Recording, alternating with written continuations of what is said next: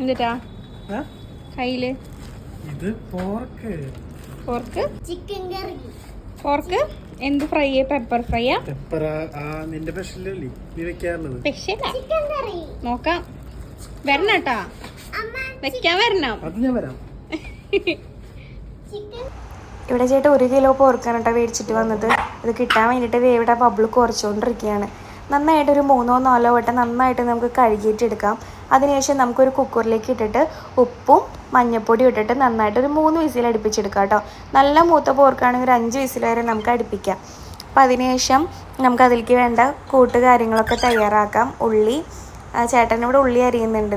ചെവി പൊത്തിയിരിക്കുകയാണ് കേട്ടോ അവിടെ വിസിലിനെ പേടിച്ചിട്ട്. വിസിലടിക്കുന്ന സമയം കൊണ്ട് ചേട്ടനോട് ഉള്ളി നന്നാക്കുന്നുണ്ട്. ഞാനതുപോലെ തന്നെ ഇഞ്ചി വെളുത്തുള്ളിയൊക്കെ ചതച്ചെടുക്കുന്നുണ്ട് കേട്ടോ. അതിനുശേഷം നമ്മുടെ പോർക്ക് ഇറച്ചിയൊക്കെ നല്ല രീതിയിൽ തന്നെ വെന്ത് വന്നിട്ടുണ്ടെങ്കിൽ നമുക്കൊരു പാൻ അടുപ്പത്ത് വെക്കാം. പാനിലേക്ക് കുറച്ച് വെളിച്ചെണ്ണ ഒഴിച്ചാൽ മതി കേട്ടോ, കുറച്ച് മതിയേ. കാരണം നെയ്യൊക്കെ ഉണ്ടാവും അതിലേക്ക് നമുക്ക് ഇഞ്ചി വെളുത്തുള്ളി ആദ്യം ഇട്ട് കൊടുക്കാം. അതിനുശേഷം കറിവേപ്പില ഇട്ട് കൊടുക്കാം. കറിവേപ്പില ഒന്ന് മൂത്ത് വന്നതിന് ശേഷം നമുക്ക് പച്ചമുളക് ഇട്ട് കൊടുക്കാം. പച്ചമുളക് ഒന്ന് വഴറ്റിയതിന് ശേഷം നമുക്കതിലേക്ക് ഉള്ളി ഇട്ട് വഴറ്റി മാറ്റി വയ്ക്കാം. അതിനുശേഷം വേറൊരു പാൻ നമുക്ക് അടുപ്പത്ത് വെച്ചിട്ട് അതിലേക്ക് നമുക്ക് പോർക്ക് ഇറച്ചി ഇട്ട് കൊടുത്തിട്ട് മുളക് പൊടി, മല്ലിപ്പൊടി, കുരുമുളക് ഇത്തിരി ആവശ്യത്തിലേറെ ഇട്ട് കൊടുത്ത് നന്നായിട്ടൊന്നത് ചുങ്ങണ വരെ നമുക്കൊന്ന് വഴറ്റിയെടുക്കാം കേട്ടോ. പോർക്ക് ഇറച്ചിയുടെ ആ ഒരു കഷ്ണമൊക്കെ നന്നായിട്ട് ചുങ്ങി വരണം. ആ ഒരു സമയം വരെ നമുക്കൊന്ന് വെയിറ്റ് ചെയ്യാം. ഓക്കെ, സമയം എത്രയെന്നറിയോ? 9 മണിയായിട്ടാ ഗൈസ്, വൈകുന്നേരം.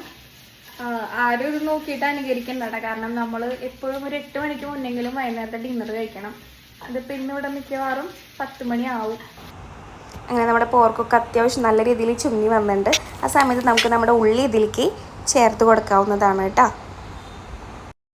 ഉള്ളിയൊക്കെ ശരിക്കും ആ ഒരു പോർക്കിൽ കിടന്ന് ഫ്രൈ ആവുന്ന ആ ഒരു സ്മെല്ല് വരുന്നുണ്ട് കേട്ടോ. അപ്പോൾ ഏകദേശം ആയിട്ടുണ്ട്. നമ്മൾ അധികം ഇട്ടിട്ട് കഴിഞ്ഞിട്ടുണ്ടെങ്കിൽ ഉള്ളി കരിഞ്ഞു പോകും, പിന്നെ അതിന് ടേസ്റ്റ് ഉണ്ടാവില്ല. ഉള്ളി കരിയണേക്കാളും മുന്നേ നമ്മളിത് വാങ്ങിയെടുക്കണം. എന്തെങ്കിലുമൊക്കെ ചേർക്കുകയാണെങ്കിൽ ഈ സമയത്ത് ചേർക്കാം കേട്ടോ. ഉപ്പോ കുരുമുളക് പൊടി എന്താ വെച്ചാൽ ചേർക്കാം. എങ്ങനെയുണ്ട്? സൂപ്പർ.